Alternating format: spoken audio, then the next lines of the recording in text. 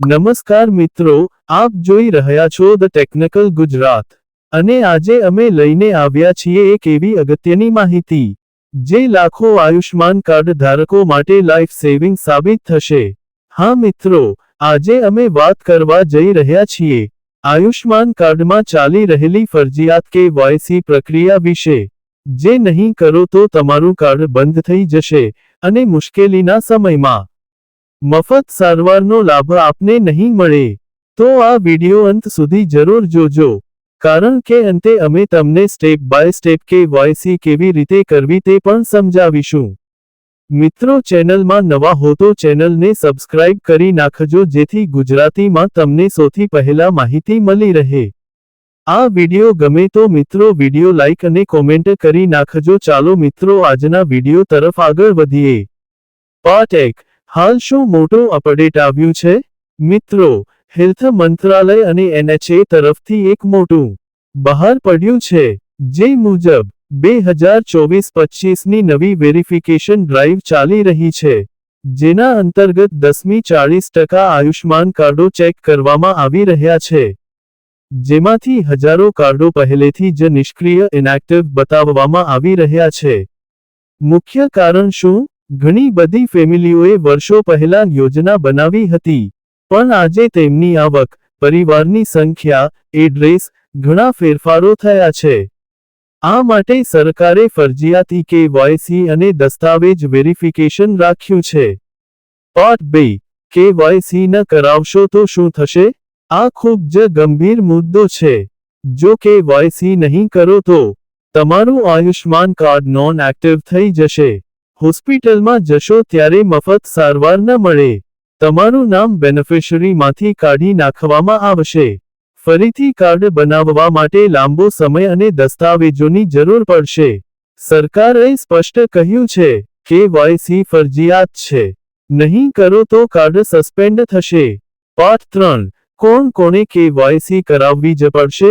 નીચેના લોકોને તાત્કાલિક KYC કરાવવી જરૂરી છે: જેઓને SMS આવ્યું છે, જેઓનું કાર્ડ વડે સારવાર નથી મળી રહી, જેમનું કાર્ડ PMJ પોર્ટલ પર ઇનએક્ટિવ બતાવે છે, જેમણે રિસેન્ટલી એડ્રેસ અથવા મોબાઈલ નંબર બદલાવ્યો છે, NFSA રેશન કાર્ડ બેનિફિશરીઝ, નવી પરિવારોની એન્ટ્રી કરાવનાર લોકો। પાર્ટ 4, ઘરે બેઠા કેવી રીતે ચેક કરશો કે તમારું કાર્ડ બંધ છે કે ચાલુ? મિત્રો, આ ખૂબ જ સરળ છે।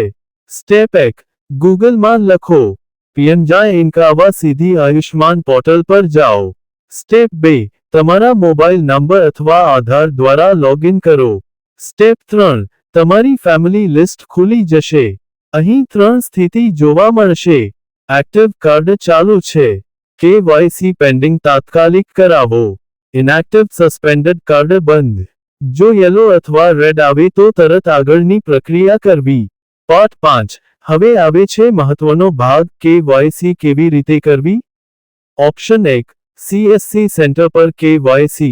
ગુજરાતની દરેક CSC સેવા કેન્દ્ર પર આયુષ્માન કાર્ડની KYC થાય છે। તમારે લેવાનું રહેશે: 1 આધાર કાર્ડ, 2 રેશન કાર્ડ અથવા ફેમિલી ડિટેલ્સ, 3 તમારો મોબાઈલ નંબર, 4 એડ્રેસ પ્રૂફ જો ઘર બદલ્યું હોય। પ્રક્રિયા: biometric authentication, family member verification, address update, digitally sign.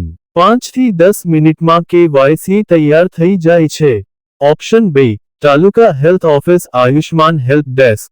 મોટા સરકારી હોસ્પિટલોમાં આયુષ્માન મિત્ર ડેસ્ક હોય છે, તમે ત્યાં જઈને પણ KYC કરાવી શકો છો।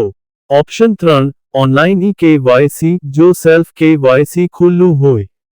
ક્યારેક PMJ પોર્ટલ પર સેલ્ફ KYC ઓપ્શન ખુલ્યું હોય તો આધાર OTP login, face authentication, address confirm, family details update.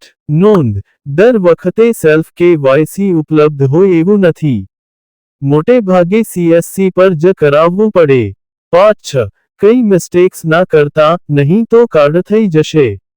મિત્રો, કેટલાક કોમન મિસ્ટેક્સ લોકો કરે છે: ખોટો આધાર લિંક, જૂના એડ્રેસ ઉપર આધાર, પરિવારના સભ્યોની ખોટી એન્ટ્રી, મિસમેચ નામ, રેશન કાર્ડ અને આધાર જુદા, રોંગ જોબ, આ ભૂલો કરશો તો KYC રિજેક્ટ થઈ જશે.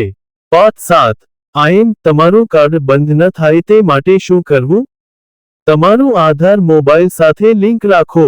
એડ્રેસ અપડેટ હંમેશા સમયસર કરો. NFSA રેશન કાર્ડની વિગતો સાચી રાખો. પરિવારના નવા સભ્યો ઉમેરાવો. દર વર્ષે વેરિફિકેશન સ્ટેટસ ચેક કરો. આ 5 બાબતો રાખશો તો તમારું કાર્ડ કદી બંધ નહીં થાય.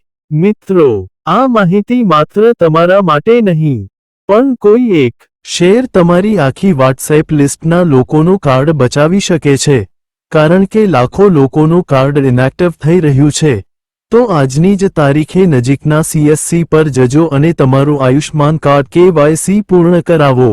જો વિડિયો ઉપયોગી લાગ્યો હોય તો લાઈક કરો, શેર કરો અને the technical Gujarat channel subscribe કરવાનું ભૂલશો નહીં. ફરી મળીએ આવા જ મહત્વના અપડેટ સાથે.